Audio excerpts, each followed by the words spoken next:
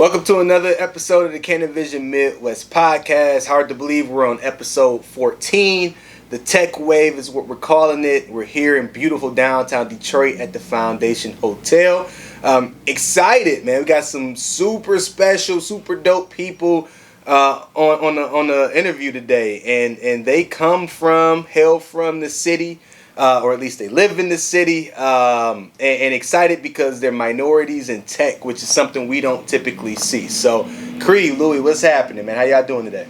What up, though? What's up? Oh, Yeah, yeah, good to be here. Thanks for having us. of course, man. Thanks for popping on with me and taking some time out this evening. So, hey, tell me, high level, because we'll get to the details later. Tell me, what Tucana is. So Tucana is a true all-in-one platform for cannabis businesses. Let's start there. Cannabis businesses, our focus first is going to be on dispensaries, but it allows dispensaries, cannabis businesses to manage all of their most important day-to-day tasks and operations from one platform. So that's everything from POS to customers to staff training, clock-in, scheduling, tasks and checklists for accountability purposes, all that good stuff in one platform. And obviously it goes without saying, but obviously you're brown, right? Right. So and we don't see a lot of black folks, African Americans, in the tech space, right? And particularly black women, right? So tell me a little bit about your backgrounds, right quick, if you don't mind, where you come from, and what led you to an interest in the cannabis space in particular, but tech in general. So my educational background is actually not in tech. So my formal background is in psychology. Started off with a PhD in psychology, and then I dropped out at my master's when I realized it was not for me. And then from there, my transition into tech was all work experience. So I've done a little bit of everything from some database stuff, some networking stuff. He and I did a coding boot camp together some years ago, managed large software projects, kind of a little bit of everything. Yeah, and for me, pretty much. So I actually started I was working at restaurants. This is like 10 years ago, and then I got into the legacy market, like selling cannabis on the illegal side, of course. And then after a couple of years, my friends started getting arrested, which I figured I was next. So I'm like, you know what? First of all, I've been working at this for a couple of years. I cannot put this on my resume. So I'm like, this is not good. And everybody getting arrested, let me get out. So I figured I could do tech. I saw that I didn't need a lot of college education for that. So I just went into tech, worked for the city of Detroit for a couple of years, worked for Quicken Loans. Did some software development. Right now I do project management. So yeah, so tech is cool because you don't need a lot of college education. So please get into it. So first of all, shouts out to you for recognizing that you were probably going to be next. You know what I'm saying? Everybody around me dropping like it's probably coming. You know what I mean? So, but on a serious note, though, like shout out to you for recognizing like it's a dead end. You know what I mean? And obviously this was prior to having the ability to transition right into a legal market. Which is always crazy to me. You know what I mean? It's always crazy to me that there are people who participate in the legacy market, right? Because it was all that they knew, and I understand. But now there is opportunity by way of, if you take me as an example, as somebody from your neighborhood, that you can probably do some things with if you really wanted to. You know what I mean? And so, it's almost to the point where there aren't a lot of excuses because without saying too much, like there are partnerships that can be had, you know what I mean, by way of people who have the background, who are born of the right generation, like all of those things. And so, and in a lot of ways, that's essentially what you did. You just decided to go the non-licensed route. So we'll talk about that in a minute. So what would you say are some of the upcoming trends, if you will, when it comes to tech and cannabis? Sure. I think like the biggest one is direct to consumer. So what I'm hearing a lot is like right now, if someone's trying to get their cannabis, they'll get it from a dispensary, right? And what I'm hearing though is that brands in the next 10, 15 years maybe will shift to more of like, hey, come to our website directly and buy your cannabis from our website. So that's what we're hearing more of, as opposed to like the straight to dispensary. So yeah, the technology to support that, whether it be an app where you can go kind of like Dutchy right now, order your stuff, you could do the same thing, but for brands as well, directly from cookies, for instance. Yeah. Yeah, and related to that too, I'm seeing a lot of folks really get into the consumer, B2 consumer market in terms of how to collect that customer data. It seems like that is something that the industry is really, I don't want to say lacking, but aiming towards right now, just understanding what their consumers want. And so I'm seeing a lot of apps out there that are around, understanding how customers react to products, how they like products, and building that community around that. Just wanted to take a moment to shout out a fellow Black tech founder that I connected with recently, Otha. He's the founder of Tetragram, which is a really, really dope consumer-facing app. And essentially, it's all product feedback. So you can track all of your cannabis products, how you like them, and then you can see how other people have responded to that. So I think customer data is a big piece as well. 100%. Yeah, shout out to Cree, man, because she always putting on for everybody else, bro. She dope at that. Appreciated it. Yeah, I'm sure I've been in a couple of those conversations, so thank you. That's why you dope. But you bring up a good point, because even us, right, in our company, I think in its infant stages for a long time, retail outlets, but in particular because we have access to the most data probably up the vertical chain. But for a long time, it was just a matter of, it wasn't very sophisticated, I guess is the best way to put it, right? Because you knew that people were going to come by, right? People are going to come by shit. It's not rocket science. You don't have to do a lot of things to make it happen. But the consumers are becoming more sophisticated, right? Particularly the ones that didn't participate in the legacy market. So now that you have adult use, you have people in their 40s or 50s, right? And or college students that say, hey, we can do this legally now. So they're going to be super particular about the things that they want. And to your point, I think the industry is evolving enough where we have to start to consider, okay, let's look at what the data is telling us after now, at least from our perspective, 3 years of collecting data from our sticky location, right? 1 year of being able to collect data from our Detroit location. And there's always that balance of, okay, if things are working, why change, versus, okay, but you have to keep evolving because you might eventually die, right? So, that's a very good point. And it's interesting too, because one thing, so we started talking to people in the industry, dispensary owners, managers, bud tenders, about almost 2 years ago now. And it's so funny how what folks were talking about has changed. When we started talking to folks 2 years ago, it was just, I need a POS that works, to integrate with Metric. I don't want any fines. I don't want violations. And it's kind of transformed to, well, like, how am I going to create my policies and procedures? How do I understand my customer? How do I get that data? So I'm really seeing those trends kind of shift, which I think is a good thing because it's, it's needed. So. And we're getting to a point now where, we should have 4 more stores opened by June. You know what I mean? Yeah. So it's getting to a point now where, as a growing brand, you have to do things that growing businesses do, right? And part of that is collecting data and understanding what the data is telling us and making decisions less on emotion, right? And more driven on data. So let's talk about the collection of data amongst other things that can happen by way of your platform, right? So do me a favor and walk us through some of the highlights or features, right, that can be had on Toucana, as well as what you believe the user experience is versus what they've been having already. I'll start us off. Excuse me. So yeah, for like the customer side, so let's say you have a sticky, you have a few stores.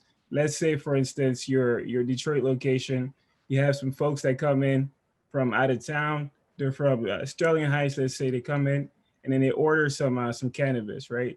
And then, so what we've added is a loyalty program that's also hooked up to the to some surveys. So let's say they get an email that says, or a text that kind of says, "Hey, how did you like your cookies jar that you bought?" For instance, right? Depending on how they answer, they could get 5 or 10 points, and those points add up, and then it can come back, and hopefully they can get stuff for free. So that's one way we use data to kind of incentivize people to use your platform. Yeah. Mm-hmm. Yeah, and that just, again, that was that's my favorite feature, one of my favorite features anyway. Just again, because it's literally, you're getting that data from your customers, but it's tied to, like Louis said, a loyalty program. So if they do 5 surveys, maybe that's 20 points. However the store wants to do it, that's kind of on them. But then those 20 points may be, hey, $1 off your next purchase or whatever. So it incentivizes that data collection, like Louis said. What about something else? Tell me something else that the platform offers, because look, in I don't know how much you can talk about at this point, but we've had a couple of conversations now about the dispensary or provisioning center experience, what can be expected. I think one of the things that you do well, probably versus everything else, is that it's all in one. Right, opposed to having to go to 5 different places to get the same things. You want to speak to that a little bit? Yeah, and so that's that kind of our bottom line. Like, we're finding, we did all these interviews, and we're finding that, like you said, people are using 5 to 8 different pieces of software to manage one store. So if you think about from a customer, from an employee retention perspective, you're having your bud tenders log in and out all day. That would stress me out. It has stressed me out when I've had to do that. And so what we wanted to do is really make it extremely user-friendly. So it's extremely simple to use, but everything is in one place. So we really want to hand this software over to cannabis businesses and say, this is what you need to scale. Use this system to train your staff. You can create really simple trainings, which we've heard is a big gap right now. Training is just, it's hard when you have so much to manage and you're not able to spend the time to train your staff. So use this to train your staff. Your staff can use this to check in, create their schedules, or hey, you have a surprise audit, use this to track that audit. If you have violations, hey, create a checklist to make sure you resolve those violations. It really is everything in one platform. And again, our biggest thing was simplicity. It sounds like it's a lot because it is pretty robust, but it's just, you could give it to, even if you have like literally no tech background, you could use it pretty simply. Yeah, and that's what we've heard so far. So right now we're in a couple different stores for our beta program. And yeah, so we've had to do almost no training to get people up and running. So that's one of our biggest pieces, because from the beginning, what we heard was that we have 2 different types of people that will be using the software, right? So we have the manager, the owner, kind of like yourself, probably very well versed with like Excel, that type of stuff, versus then you have your bud tender who may be right out of college, maybe not college educated, that uses apps like Instagram all day. So we try to make that piece that's related to them more like user friendly and easy to use. So yeah, so like Cree said, we try to make it as simple as possible by just working with people that are actually in the field doing those things every day. So yeah. That's dope. And I don't want people to sleep on that point, because even if you're in the cannabis or not in the cannabis, and you're saying, but tech could be something cool. You mentioned having a beta, right, or an MVP, right, and I don't want people to sleep on the fact that what you're doing is you're going out and collecting the data, right, and this is no different than any other tech company, right? I mean, Clubhouse, that everybody is using now, right, at some point was in this beta phase where it allowed for certain influencers to come use it, understand the experience, give feedback, and those are the type of things that I don't want people to miss, because at some point, once your business is uber successful, you know what I'm saying, people are gonna miss like the process in which it happened. You know what I mean? And so a beta, for those people who don't know, explain if you don't mind. Yeah, so a beta essentially is a test where the goal is to have your target customers use your product, and you want to get as much feedback from them as possible. So it's before your product actually goes live. So you give it to however many customers you want in your beta, say 10 customers, and just really work with them to understand what they loved, what they didn't like, and then fix it before you release it to the world and to the rest of your customers. So I'm so happy that you revisited that, Chris, because it is so so crucial. I spoke with someone yesterday actually, and he's building a platform, and we kind of just brainstorm, and I kind of help him just give him advice and things like that. And that is such a crucial piece. Like, I think a lot of people want to go out and they think they have the best idea for the next app, which they might, right? But who knows, they might, but you have to validate that. You really should not 100% move forward without talking to your customers. Yeah. Absolutely not. Yeah, 1,000. Just let me just add one thing. So if you don't, let's say, for instance, we have an app idea. If we don't put it in front of a person that might possibly use that before we let it out to the world, what we think, we've never been to a dispensary where we worked, right? So we've only been a dispensary as a customer. So what we think you might want as a system is not necessarily what you actually want. So having a beta kind of just makes sure that we're using it or we're creating it in a way that you actually will want to use it. So it's super, super important to do that step. If you miss it, you know what I mean, you might just mess things up for you in the long term. Yeah. More importantly, for everybody that's listening, I want you all to understand, like, the fact that they're taking the time, Cree and Louis, with Tukena, to say, let me get it right to be what you want it to be ultimately, because it's not the consumer that's using the product, right? It's the people who actually own and operate and manage the stores, right? So kudos to you for taking your time with it. I know we're in a generation of like, how can I do it better? Right? Take somebody else's idea and do it better. At the same time, like, you can't be afraid of that, right? Like, and I appreciate the fearlessness, because who knows ultimately what's going to happen? Who knows how the market takes to something? But without you trying, it never exists at all to any capacity. You know what I mean?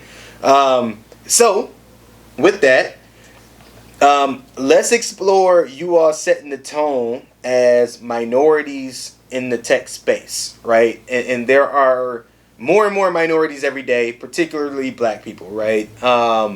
In the tech space outside of the cannabis industry, but very few, as far as I know, right, that operate within the cannabis industry. And it's safe for me to say that because there's very few owners and operators, right, within the cannabis industry that are Black, or minorities for that matter. So speak a little bit about what it means to you to be able to set that tone and why it's important, frankly, or if it's important. So for me, I feel like I'm always preaching about that in Clubhouse. I'm sure every time I do it, people roll their eyes at this point, to be honest. Hey, well, go ahead and plug your room in Clubhouse right quick. What have you been doing in Clubhouse, and then get to your point now. Oh yeah, so I host rooms every week, and they've been just on various topics. Like, I did one this past week that was women cultivators, so it's all female cultivators, and it was awesome because even though that's not my space, I don't see many. So it was awesome to kind of have, and there were so many diverse women.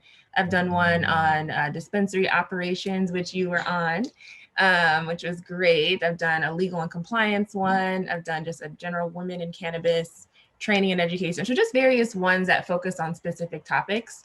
And I try to keep the panels as diverse as possible to represent what I want the cannabis industry to be very soon.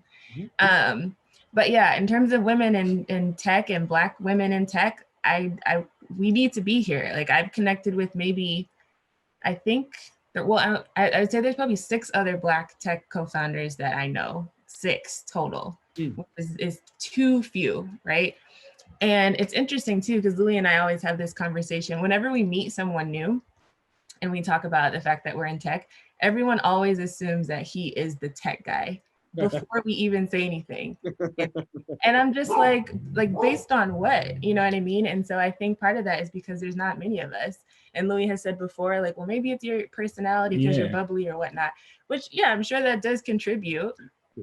But I'm sure if he was bubbly, people would still say the same thing. They would still expect him to be the tech guy. So I want to change that. And at the end of the day, it bothers me. I can't even lie, because it's literally an assumption based off of nothing. So I want more women to know, more Black women to know that they can take up this space, and that tech is intimidating, but it doesn't have to be. And I always throw myself out there as a resource. Like, I love having just brain picking sessions with people want to be in this space, and I want to help as much as I can. Yeah, and if I can add to that, actually, so we have a playbook on how to get into tech, even if you don't have a degree. So reason why is because Chris, maybe what was it, 3-4 years ago, we first started out. We wanted to do our first business was going to be because we both worked downtown. Like we worked for tech companies downtown. I worked for Quicken Loans. She worked for Henry Ford in the tech department, and we noticed they were always the only Black people. You know what I mean? In the building and on the floor outside of the janitors, like, which is crazy. Like it's always like that, which, you don't want to see that. So we said, you know what, we need to get more Black people in tech. And our first company that we created was called Tech on Detroit. And it was literally just that. We created some training material from people that have no experience in tech to get into tech. And we still have all that documentation. And so what we're doing right now is we have an internship program also where we've worked with 3-4 folks out of college, out of boot camp programs. So if you get a hold of us via Instagram, LinkedIn, if you're a minority or if you're a non-minority, if you want to get into tech, just let us know. It's not easy. It's a lot of hard work. As you know, Chris, everything that in life that's worth doing is a lot of hard work. But if you put in the time, you can get there. Honestly, it's not that complicated. Word. You gotta know what you gotta know. You know what I mean? True. Yeah. True. You don't know what you don't know, and I think the smartest people are the ones who recognize I don't know what I don't know, right? And so, particularly for me, anytime that I'm stepping into a venture, I know the things that I do really well. More importantly, I know the things I don't do well. I don't try to make myself that person. I try to find people like you, right, who understand the things that I don't understand ultimately. And so, and that's how I think, at least, as we're creating a successful business, how you continue to sustain, right, as a successful business. That was a nugget there, in case you wasn't listening. So, what would you say, if anything, right, is the legacy that you want to lead or leave, right?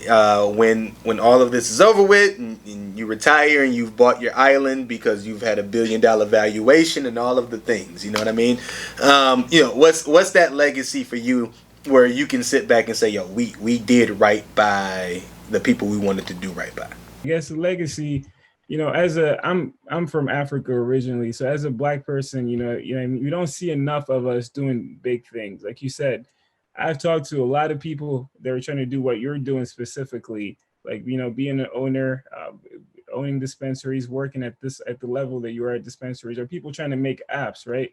I just want to inspire people, because I didn't finish college. I'm a high school graduate, right? So I want to inspire all types of people that look like me and some that don't either, that if you put in the work, if you put in the time, do your research and make the right connections, that you can make it where you want to go if you stick at it. You know what I mean? You just really have to stick to it. It's going to get hard, but if you stick to it, something will come out of it eventually. You know what I mean? I feel like a lot of us, we do it for some time, and then if we don't see nothing pan out after a year, we want to quit. I just want to leave a legacy of hard work and, just pretty much getting to where you want to get to. And just to touch on that, so we met when I was 23, and in 4 years, he has moved up faster than anyone I have ever seen. He said, I always plug people. I'm gonna have to plug him. Literally, within the tech space, he has moved up faster than people that I've seen with masters and PhDs. And so I think the point that he made, if you want something, this sounds so cliche, but if you want something, if you work and you're just strategic, he's very strategic, then it's possible. And let me plug you too. Cree also, yeah, you don't even want to Cree, when she first started, she's pretty high up there. She's not going to say it, what she does, but when she first started, she just dropped out of college, and she had a very entry-level position. And in 4 years, just working together, following her path, she got to where she wanted to get to. So it's very possible. So please go ahead. Thank you. You literally just mentioned the piece I think people miss, right? Because hard work alone just isn't always the answer. I know a lot of people who just work hard. It's a piece of it. But I know a lot of people who just work hard that aren't necessarily any further than they were before. It's like they keep banging their head against the wall. Whereas the piece that a lot of people are missing is the strategic aspect of things, right? What you just mentioned, right? You know, how can you be more strategic and or learn how to be more strategic, and you know, you can call it playing the politics or whatever, fill in the blank, but it exists particularly in corporate culture, but also in entrepreneurial culture, right? And so the mentorship aspect of things is the thing that, you know, when you guys do your mentorship program with interns, right? I think part of what you impart without even thinking about it is how to be strategic and how you move and maneuver throughout the space at the same time. So I didn't want to miss that point though. So I'm sorry, I didn't mean to interrupt you, Cree. Go ahead, I'm listening. No.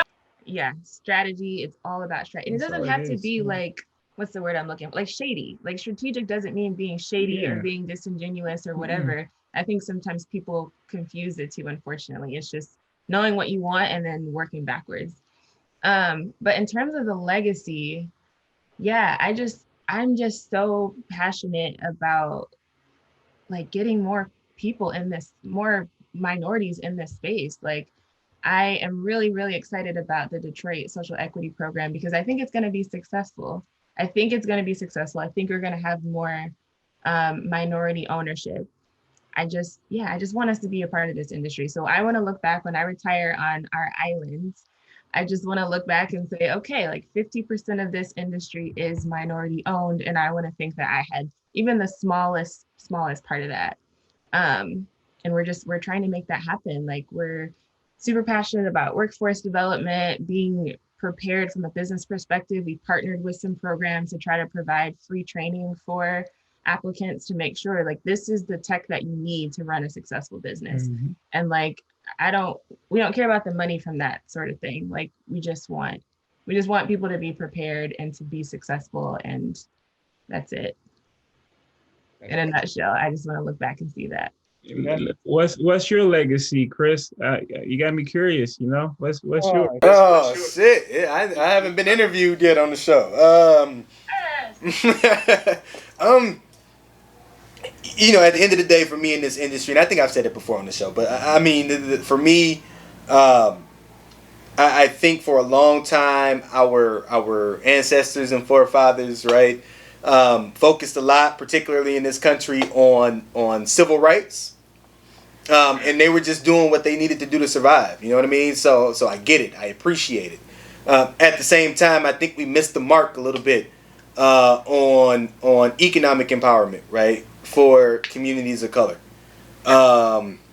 and you know the resources that we have access to now more so than then allow for an opportunity for us to really push that narrative.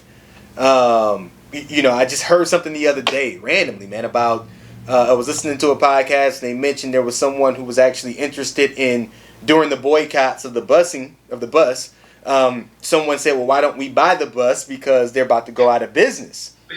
And at the time, no, the thought process, the civil rights leaders at the time were more interested in making sure we gain our rights, right, civilly or civically, right, which that isn't the wrong answer, you know what I mean? But it was a notion in the conversation that was happening that we're seeing more and more come into fruition now, you know what I mean? So without the empowerment of people of color in the industry, and without criminal justice reform, because I come from Pontiac, right? I've from an urban area, so I've had these experiences, you know what I mean, by way of family, friends, etc.